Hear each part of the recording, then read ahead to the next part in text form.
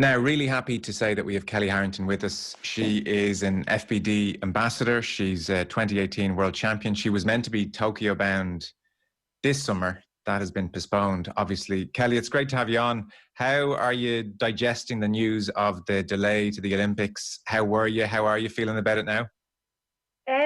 Like at the time, like I was more upset about the about not getting through a qualification tournament rather than the Olympics being cancelled, postponed, should I say?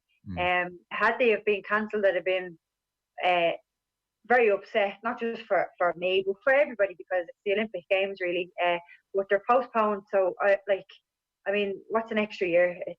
It's not really. It's more time to grow as a person, as an athlete, and mentally stronger as well.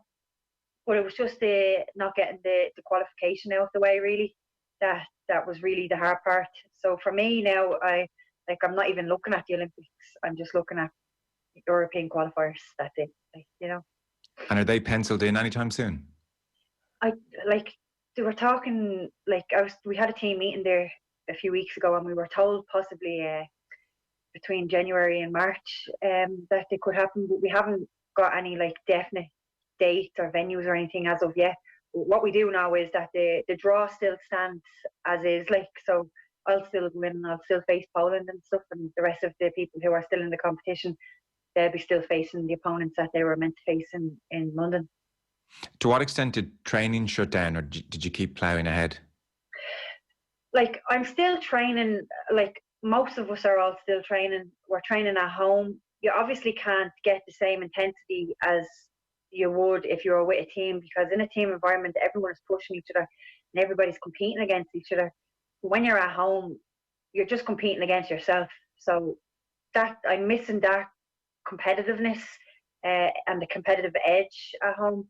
But I'm enjoying me breakaway as well from the institute, from being full on, I suppose, because you're constantly, when you're out there, you're constantly on, there's no off button. You're constantly in winning mode, beast mode, whatever you want to call it. There's no off button, and I'm very highly on the go, so now I'm a little bit more mellow and relaxed, and I'm in work, and I'm enjoying what I'm doing. I'm using this time to my advantage, because I don't want to look back and come August and say, oh, what did you do? I sat on my bone for the whole lot of it. I done nothing. I'm just waiting on time to go by. I tipped away a little bit, but I'm working on things. So hopefully when I get this far, we'll see whether those things I've been working on is actually going to be of any use. That's very interesting that you've managed to switch, it seems, relatively seamlessly into that more mellow headspace, and maybe even enjoyed it a little bit.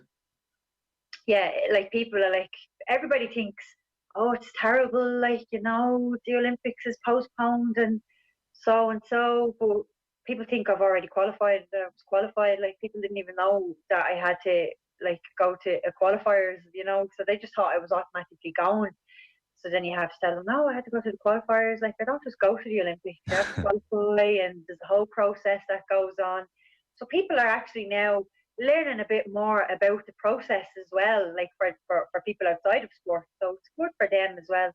But I'm just taking it as it is. There is no point in getting worked up over it. You just have to control what you can control. At the end of the day, everybody is going through the exact same thing. We're all going through the same emotions, the same feelings, but it's just I'm just trying to block them out and trying to stay as positive as I can, because I think once you let negativity creep in, it's hard to get it away. Of course, like every other human being on this planet, I do have me good days and me bad days, but I've had more good days than I've had bad. So I often think of you when I'm driving around Croke Park, because thanks very much. Me and my wife, we often drive by it on the way to her folks, and we always seem to stop at the same traffic lights. I don't know what it is. These traffic lights always get us. And there are these great posters of you and Michael Darragh Macaulay, and they just say, "I'm from here." And it always strikes me as such a brilliant campaign, so much better than having Lionel Messi holding up a football boot or something, such a clever campaign and so simple as well. And geez, it says a lot, just those simple words. They say a lot, I would suspect, to kids in that community. Well, this is it. Like, it's not even like the kids. It says a lot for the kids, but it also says a lot for people my age who have kids, who know me, who knew me as their kids' age, if that makes sense. Like, and knew of me back then and know what I have done to get to where I am, and my whole life basically. Like the inner city, it's a tight knit in there, so everybody knows. Like, you know, everybody knows everything about everyone. So for people my age and a little bit older and in around my, like, whatever, like, they tell their kids, this is what happened, this is how Kelly started, this is what she was doing, and this is how she progressed, and look at her now, like, you know. And those kids are like, oh my God, you know, like, if that's what she done, like, I can do that, you know, like. And then some of them are like, Kelly, you know my ma, you went to school with my ma. It's brilliant, you know, like, I love it, like, I embrace that, like, it's brilliant. Yeah, no, it's great. And how has that community changed even in the last, say, 15, 20 years? Is it very similar to the one you remember as a 15-year-old? No, it's completely changed. Completely changed. It's I'll say it's more multicultural. A lot more open now than it was ever before. We've a lot more going on in our community than we had when I was growing up. Like when I was growing up, boxing probably was the only sport I would have known around the community, and there's boxing clubs on literally every corner. Now there's all different types of sports, and there's all different types of, not just sports, but activities going on. And for older people as well, like the Dublin City Council, the North East Inner City Initiative, they're banging out classes for all types of people, all different ages, and it's fantastic. You would never have seen that when I was growing up. Like, that's how I got into boxing, because there was nothing else, you know, and it was cheap and it was cheerful. So it's great, like, and there's a lot being done in the community, and a lot of stuff for social aspects as well. Now, with all this lockdown stuff going on and all, a lot of that is on hold, of course. But I'm looking forward to seeing that happening again in the community, because it brings a good buzz around the place. How the multicultural aspect, that has been a big change all across Ireland in the last 15, 20 years, not least, as you say, in your area. How has that gone? Because there's, you know, that has potential to cause resentment or cause issues. And I mean, you look, America's a whole different ballgame, I suppose. But what's that experience been like for the community? Brilliant. Absolutely brilliant. I love it. Like, you know, it's been great. It's been great for our community. It's been great for our country. Never mind our community, but great for our country. Kids are learning a lot more about different cultures also, you know, so it's great learning for the kids as well. You say there, like the kids saying, oh, my mum knew you, Kelly, when you were growing up or when you were a teenager. When you were 14, 15, 16, where would people have guessed in the area that you were headed? Where would they? Probably prison, probably Glasnevin Cemetery. Who knows? That seriously, prison was a possibility. Seriously, anything could have been a possibility. I was going down the wrong road. I'm not shy about saying where I was going to. I don't like talking about my personal life back then, but I like saying, like, I don't mind saying where I was heading, because that is where I was heading. And if it wasn't for sport and for boxing and for the people in boxing and the volunteers who put in endless hours volunteering in boxing clubs across the country, unpaid, that is where I would be. And I see that happening. I see a lot of kids going into clubs now, and they're being took out of the situation that I was in as well. And boxing is helping them out massively. Like, it's just a completely different outlet for kids. You know, I have so much energy when I was younger, and boxing was where I learned to control that energy, and I got great discipline from it. And I'm proud of myself, but it makes me even more. It makes me really, really happy to be able to look at my ma and dad and see how proud they are of me and of the person that I have become. And, Because and I think it resonates within the community as well. Like I said, people my age with kids growing up now, they tell their kids, you know, like they're telling their kids about my lifestyle and how I have changed and where I'm at now, like which is great. And that, to me, like, that's more than any gold medal, is trying to save some kid's life, you know, like trying to get them on the right path. That's worth more than any gold medal. For me, anyways. I saw you saying last year at the awards, some awards night or other, where you were saying, even at this stage in my life, I'd rather not talk about the details, but I still feel like I'm making it up to my ma and dad. So I was like, geez, she needs to park the guilt. She needs to let this go. She doesn't have to make it up anymore. But that was an incredible comment. I still feel like I'm making it up to them. Yeah, like I do you know what I mean? Because I was a brat, like, and I was the only one. Like, I have 3 brothers, and none of them gave them an inch of any problems. You know what I mean? They were all great. Why were you the brat then? The world was against me, of course. You know what I mean? Okay. Everyone was out to get me. It was a conspiracy. Like when you're a kid and you're growing up and you're developing, your hormones are changing, everything is changing. You know, like, I'm sure everyone was out to get me. Like, and I eventually learned that they weren't. What was it about Corinthians Boxing Club when you're 16 and you first give it a try, or your first experience with it? Is it love at first sight, or is it tentative and I might go back, I might not? What was that initial experience like? For me, it was love. It was literally, it was just different. It was just, I was a part of something, and something that was good, you know, like, whereas hanging around, I was also a part of a group, like, of you know, like, but it wasn't good. And I knew the difference between good and bad, really, you know. So being there, I felt like, this is great. And I had friends there who were like, who weren't getting into trouble all the time, like, who didn't have people on their case all the time. And I was like, right, this is what I want. Like, this is what I'm going to do. And I just stuck it out. And like, from the coaching aspect of it, the coaches give you so much, like, they instill discipline in boxers, like, without even just through words, you know, like, it's great, you know. And I know I'm always saying it, like, I do think every child should give boxing a go at least once in their life. Like, they don't have to become a boxer, they don't have to ever fight, they don't have to ever do anything, but just for the simple discipline, it really is brilliant for discipline. It must be such a difficult thing when you're a teenager and you're not going well at school and you're in a group and you know yourself, we're not up to much good here.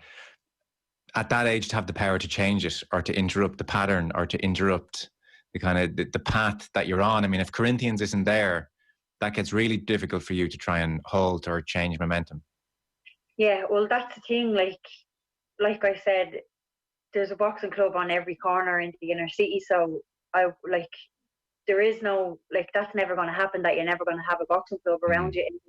And outside of that, like, outside of the inner city, there's clubs everywhere. Like, there's boxing clubs everywhere. They're popping up everywhere. Now, I know a few has closed down because of the overhead costs and stuff with the pandemic and stuff, which is very unfortunate. But yeah, like, it is. Yeah, I don't know what I would like. Yeah. How's work been going? Brilliant. It's been going really, really good. We've had no cases as such with patients or anything, so that's a blessing in disguise. Some staff have obviously caught it because it's very hard not to, you know, when in such a big workspace. But they've gone home and they've been off work. You know, so it's been really well controlled and managed in the job. Like, we are blessed. We really are. It's amazing, that one case. Yeah. But we're not a general hospital. We're a psych hospital. So I'd say if it was a general hospital, it would be a different situation probably, you know. So it's just keeping it out now, like just doing all the right things to keep it out. A little bit stressful with you know, people thinking like, oh, what if we get it in here? Like if we get it in here, it's gonna, you know, whatever. Like, well, you can't think like that. You just have to keep doing what you're doing, keep your social distance, looking after your own personal hygiene, and things will be okay. Like, and if you feel ill, then just not going into work. Yeah.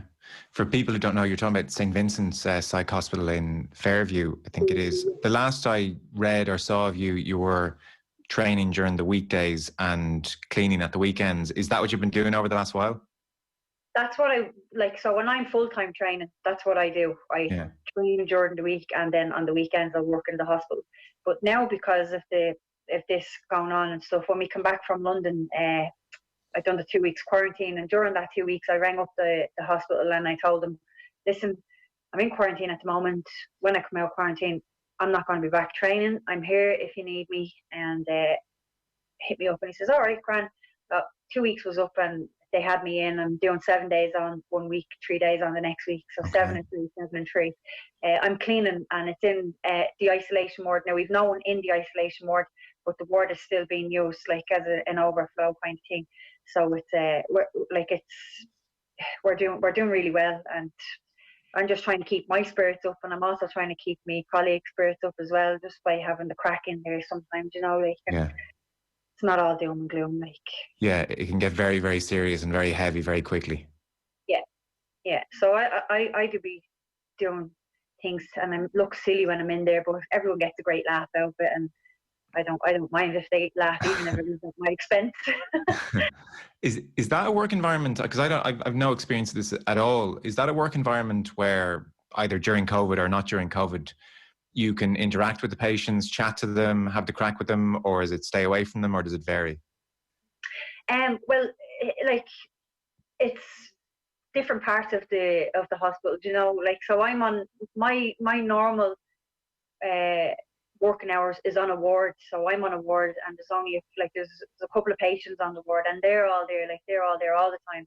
So I know all them, and I have to practice them all the time. Like when I'm on, I was just like sticking on the karaoke machine and doing chair meditation and like all that kind of different stuff. Like basically, when I go in there, I do my work, and I interact with them, and I treat the patients the way I would want someone to treat my mother or father if they were in a hospital or a nursing home, you know, like, and I would hope that someone would treat them the way that I treat those patients, like. So we have great crack, we have a great relationship, and like I would hate to see anything happen to them. If anything happened to them, I'd be absolutely like, it'd be like losing family. That's the truth about it, like. What's Kellie Harrington's go-to karaoke number? Jesus, I sing loads of different ones. I think we're alone now. I like, you know, that that one. I like that one. Young Heart. Actually, I sing Young Heart all the time. So I enjoy the karaoke.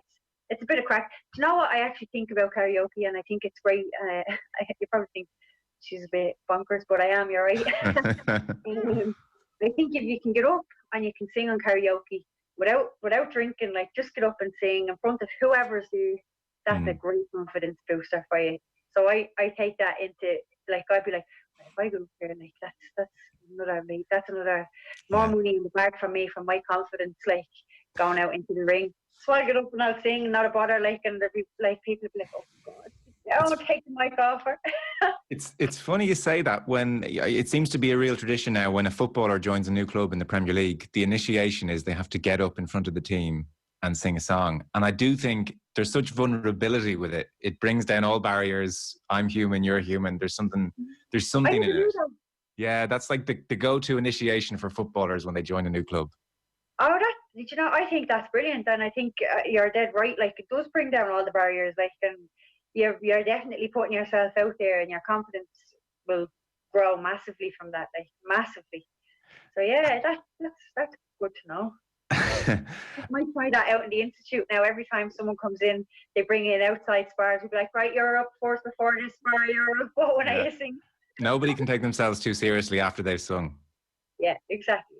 Yeah. What in terms to finish up with your actual boxing? So I was curious to ask you if, post 2018, when you win the World Championships and there's suddenly a bit of a target on your back, I presume opponents are studying your footage a bit more, trying to work you out a bit more, or maybe not. Have you noticed that in the last 18 months at all? See, I've been out for a good bit as well, because I broke my thumb twice in 2019. So I've literally had 2 fights in the European Games, and it's a small sample size to try and and then 4 fights in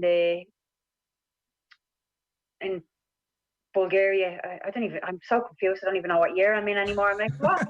I think it was January. I had 4 fights. Yeah. What was it?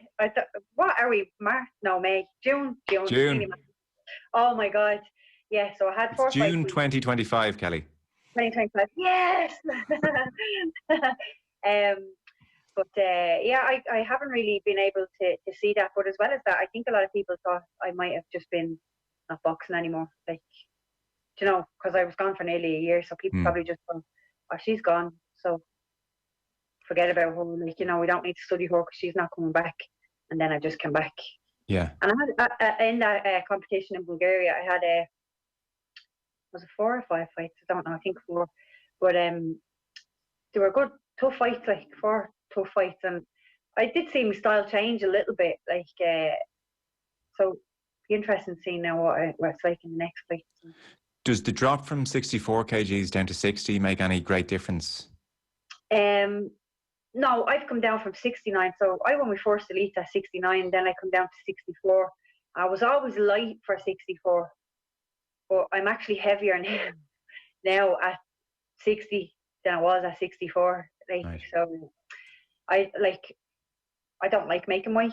Nobody likes making weight because 60 is it's a natural way for me, I suppose, because 64 isn't really, because you're meeting people coming down, but it just means I have to tidy up, and I can't really eat chocolate and biscuits and stuff when it's getting closer to weighing in. And I love chocolate and biscuits. Like, that's my little, when I come home from training or work, it'll be feet up, chocolate and biscuits, and that's it. People think that, like, oh, you're a real clean diet, and no, it's a balanced diet. I eat the exact same as everybody else, it's balanced. Yeah. So do you have chocolate in the house? Because if we buy it, it gets eaten. I mean, if we buy a box of Pringles and it gets opened, there's no day 2. So no. Do you have it in the house, or how do you approach all that? Because if it's in the house, for a lot of people, they're going for it. Yeah, no, as soon as I buy, if I go to Dunnes, so I'm going to Dunnes today, I'll probably buy a large Cadbury's fruit and nut large bar, and a large Maltesers bar, and a packet of biscuits.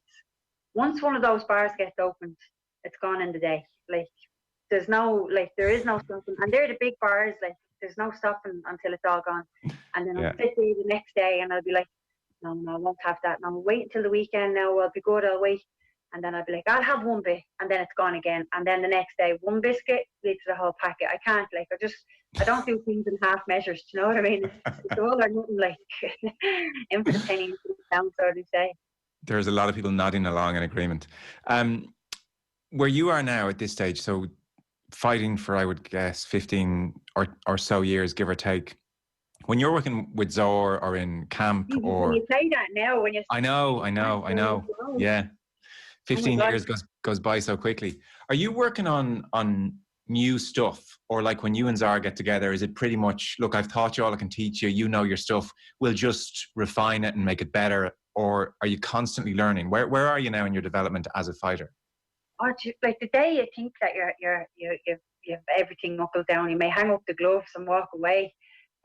Constantly learning, always learning, and like things I forget, I have to relearn again. Like, refreshing myself with moving and stuff. Like muscle memory kicks in really quickly, but you have to do the practice the techniques in order for your muscles to remember it. Sure. at the moment I'm doing a lot of strength work and power punching. So that's what they want me really working on, is a lot of power punching, because I'm more of a boxer than a fighter. If you know, like I Yeah. like to hit and move instead of getting into a brawl. Like, but of recent I'm able to. I'm learning how to stay in there and fight if I need to fight.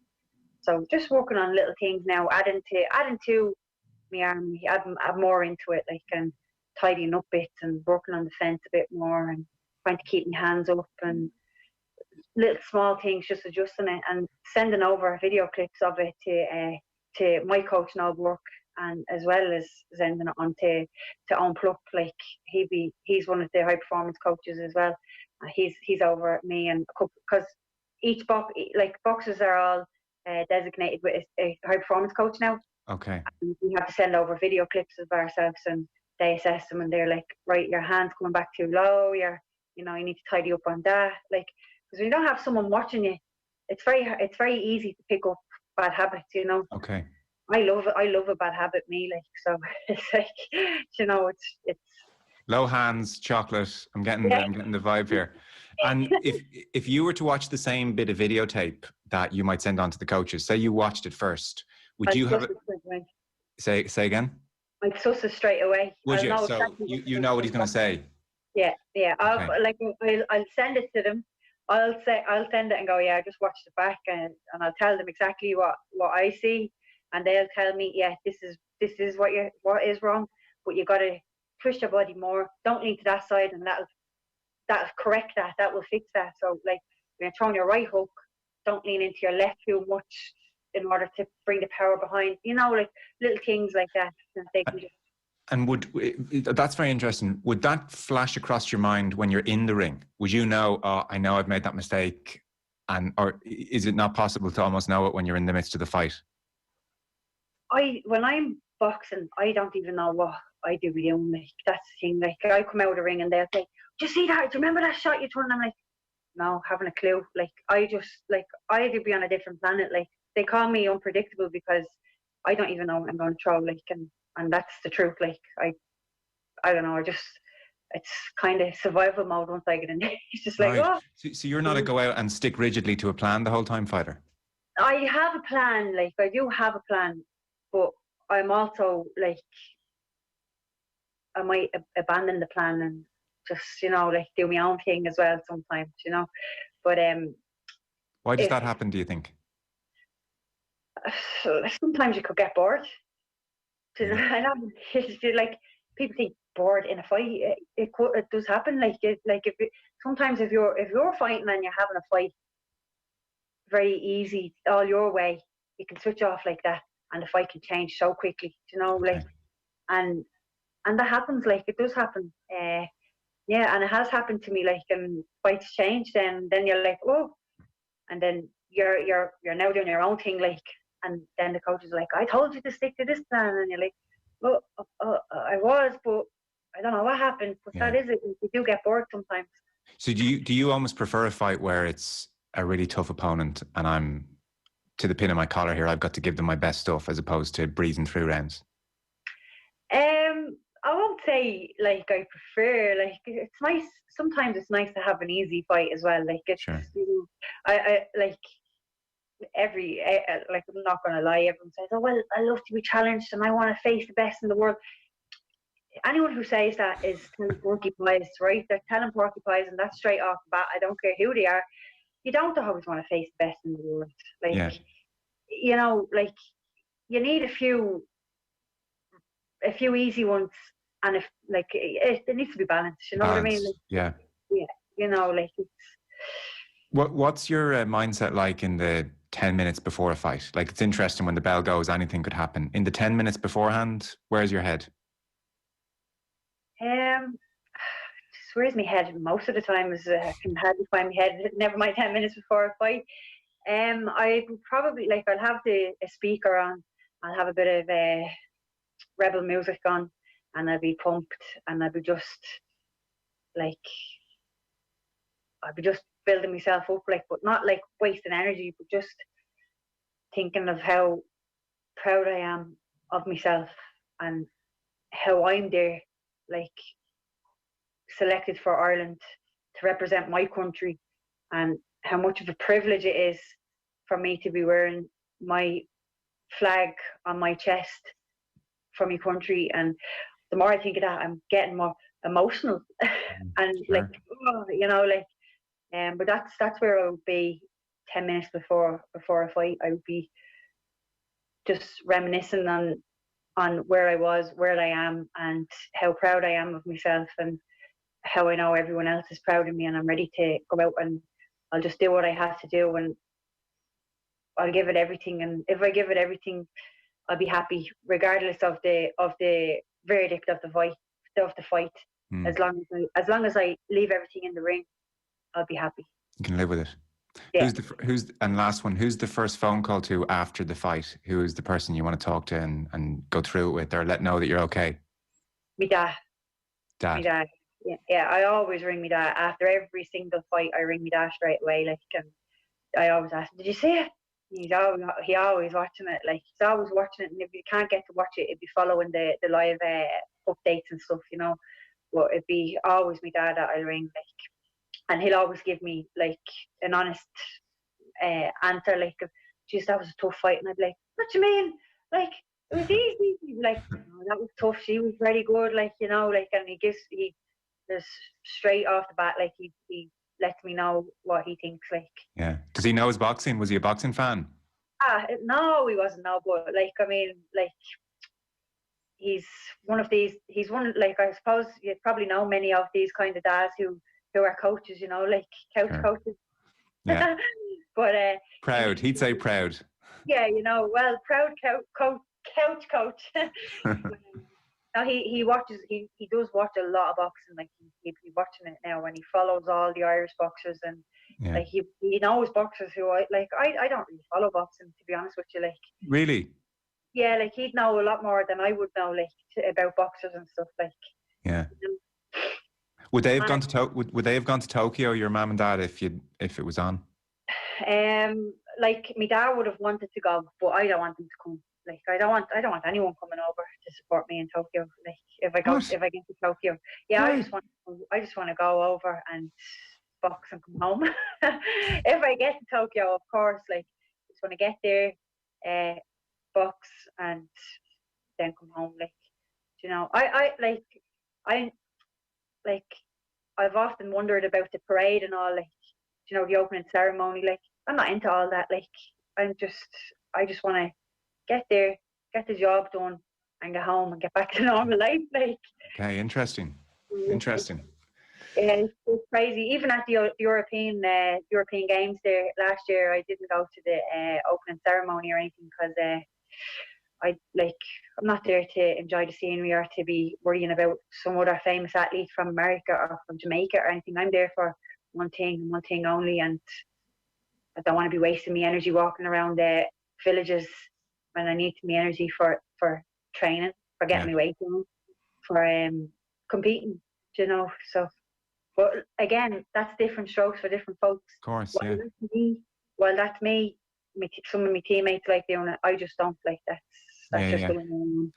Yeah, it's funny. You know you've got your mindset carved out. So on the one hand, you've got this incredible discipline, and I don't want any fuss or fanfare. On the other hand, you'll have your fruit and nut, and then there's like you've figured out your own way and what works for you, even if there's contradictions in there.